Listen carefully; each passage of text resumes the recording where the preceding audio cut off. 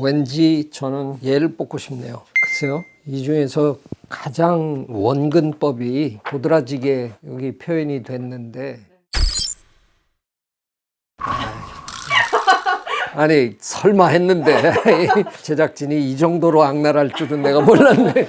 지금 여기 있는 그림들은 다 사실화잖아요. 이건 AI가 인간 화가보다 더 잘 그릴 수 있죠. 분명히 추상화 작품도 어느 날 AI가 그린 그림이 1등으로 뽑힐 확률 충분히 있잖아요. 근데 그쯤 되면 과연 이게 무슨 의미일까? AI가 철학적인 배경을 가지고 그런 그림을 그려낸 걸까? 이른바 추상화라는 작품들의 특징들을 이제 전부 데이터베이스화 해갖고 그림을 완성시키고 그게 보는 사람들로 하여금 가장 훌륭한 추상화로 이렇게 됐다. 비슷한 예가 있잖아요. 동물이 그린 그림이 대회에서 수상한 경우 있어요. 자, 생각해 보세요. 코끼리 중에 그림 그리는 코끼리가 있거든요. 붓을 코로 이렇게 잡고. 그 나중에 그걸 코끼리가 그렸다 그러지 않고 작품들 사이에 이렇게 탁 넣어놓으면 사람들이 와서 감탄한다는 거예요.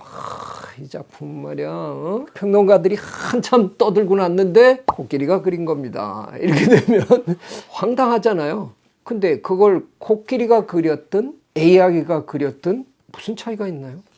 제가 보기엔 인간이 그리지 않았다는 점 똑같을 것 같은데. 그래서 이게 참 앞으로 과연 예술작품이 뭐냐 하는 문제를 심각하게 고민하게 만들 거 아니에요? 사진은 그 순간에 빛의 조합이나 이런 걸 그대로 반영했다 뿐인데 화가는 저녁 노을이 지는 그 장면에서도 자기가 생각하는 어떤 마음속의 세계를 반영하기 위해서 어떤 것들을 더 강조하고 그래서 그렇기 때문에 우리가 그 화가의 어떤 생각을 읽어내고 뭐 이런 건데 과연 무슨 기준으로 이 작품이 1등으로 뽑혀야 될까? 굉장히 많은 질문들이 나오네요.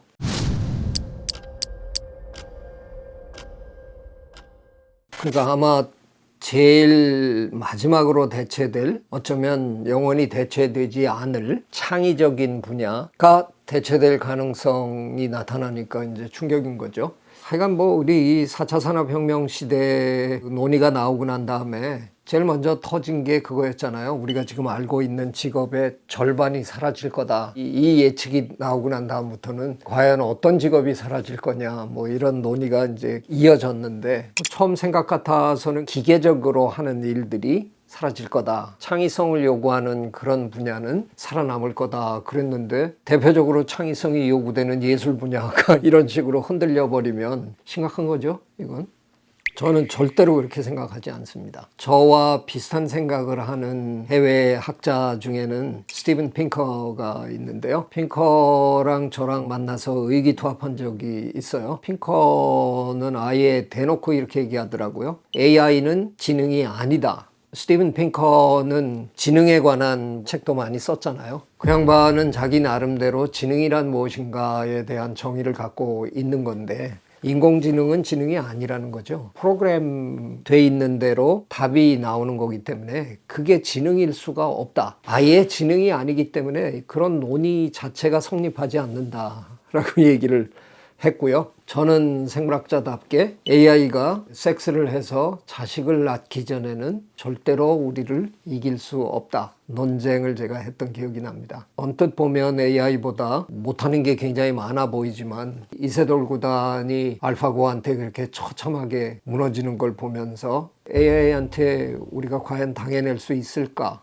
근데 이건 진화의 시간 단위로 한번 생각해 보면 짧은 기간 동안에는 AI가 우리에게 굉장히 어려움을 줄 수 있지만 AI에게는 우리가 갖고 있는 생물이 갖고 있는 다양성이 없거든요. 환경이 변하기 시작하면 적응하지 못하는 일이 벌어질지도 모르고 이런 일들이 계속 긴 시간의 역사에서 벌어진다 그러면 섹스를 통해서 변이를 계속 섞어가면서 새로운 변이가 끊임없이 탄생하는 지구의 생물을 이겨낼 방법은 저는 없다고 생각해요.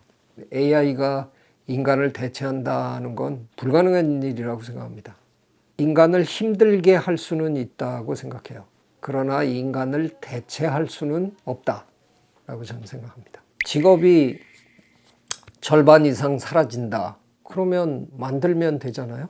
직업이 사라진다는 게 뭘 의미합니까? 일자리가 사라진다는 거지 일거리가 사라진다는 소리는 아닐지도 몰라요. 자, 생각해 보세요. 옛날에 우리 농경시대 때 아버지가 연세가 많으시면 이제 자식들이 밭일을 하고, 그럼 아버지는 이제 더 이상 밭일은 못하지만 집안에 앉아서 새끼도 좀 꽈드리고 뭐 이러면서 우리 살았잖아요. 농부의 일자리는 이루셨지만 집안에서 할 수 있는 일거리가 없어진 건 아니란 말이에요. 놀고 먹는 직업을 좀 많이 만들면 되지 않을까? 그 생각합니다. 지금은 소방대원이 불길 안으로 뛰어들어야 되잖아요. 조금 있으면 로봇을 집어넣으면 돼요. 근데 로봇을 집어넣으면서 소방대원을 없애면 우리 인간이 대체되는 거지만, 저는 그러지 말고 로봇 집어넣고 뒤에서 지켜보는 역할 하는 사람을 소방대원으로 하면 어떠냐.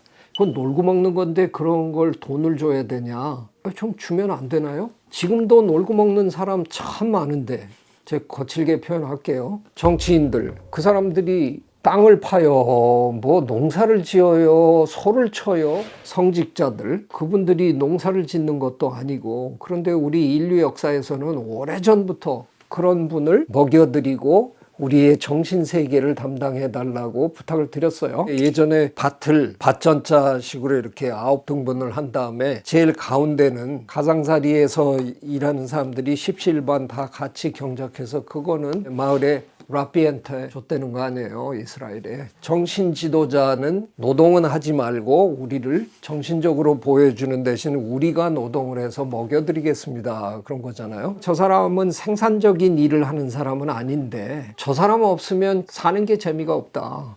그 사람은 매일 우리를 즐겁게 해준다. 그런 사람은 월급 주고 밥 잘 먹게 해주자고요. 그러니까 웬만한 걸 AI한테 다 맡기고 우리 대부분의 사람들은 좀 쉬고 놀고 그러자고요. 관점을 완전히 바꿔버리면 직업의 정의 자체가 달라질 수 있지 않을까.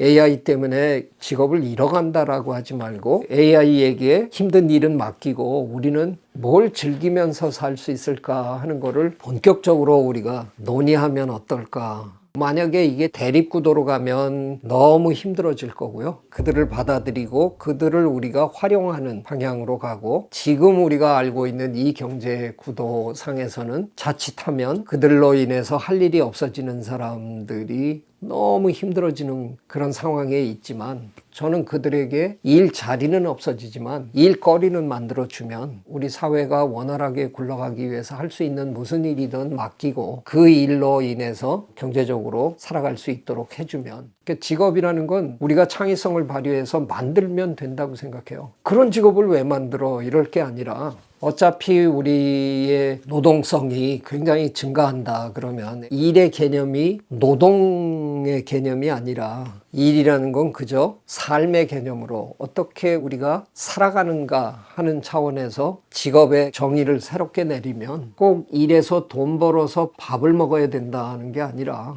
우리는 어떻게 하면 시간을 활용해서 신나게 놀면서 행복하게 살 수 있을까? 왜 이런 방향으로 저는 생각하면 더 좋지 않을까.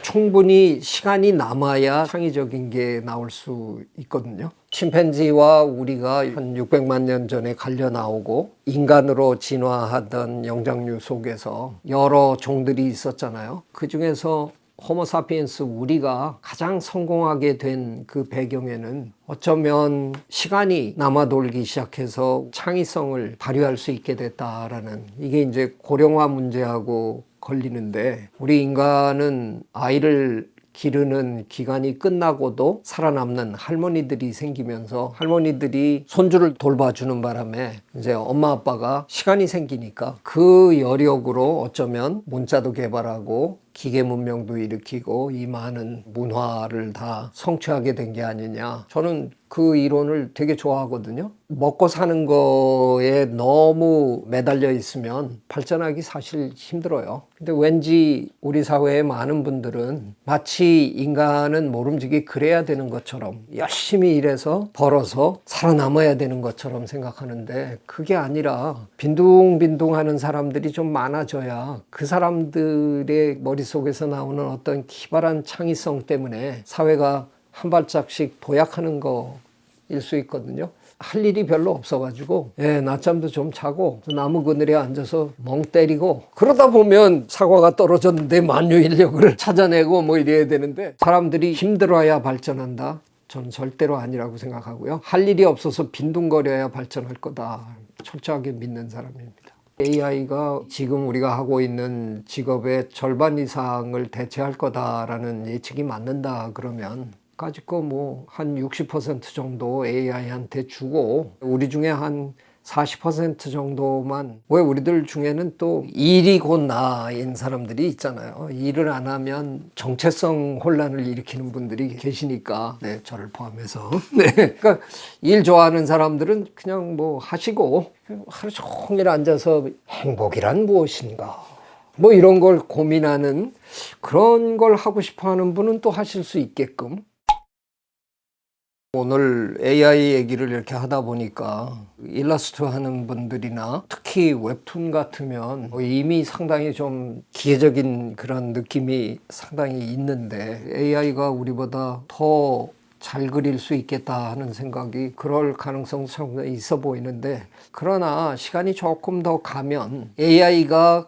만들어내는 빤한 그거에 금방 식상할 것 같아요. 제 생각엔. 그래서 우리는 또 뭔가 AI가 만들어내는 것 이상의 뭔가를 우리는 찾을 거고 추구할 거고 그 AI가 프로그램된 구조 내에서 할 수 있는 그 상상의 범위를 뛰어넘는 그런 창작의 힘이 또다시 발휘되지 않을까. 힘든 부분이 분명히 있겠지만 그걸 뛰어넘을 수 있는 여지는 어디에나 있을 거다. 어쩌면 누가 압니까? AI가 그린 그림들이 야 너무 잘 그렸다. 그리고 사람들이 막 그러다가 어느 순간에 야 이거 너무 AI가 그린 것답지 않다. 그래갖고 또 그리로 우리가 또 확 몰려갈지 모를 일이라고 생각합니다. 그런 상황이 되더라도 여전히 창의적인 우리 인간의 그 기가 막힌 창의성은 꽃을 피우지 않을까 그렇게 저는 기대합니다. 그럼에도 불구하고 이게 밥 벌어먹는 일이라서 참 쉽지 않으시겠습니다.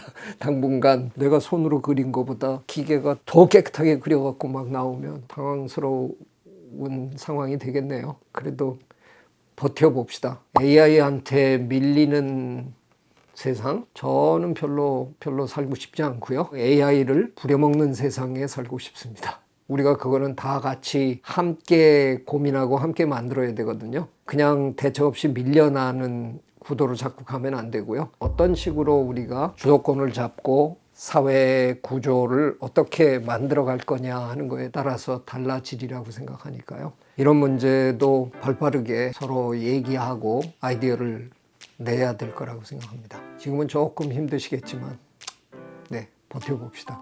구독, 좋아요, I love you.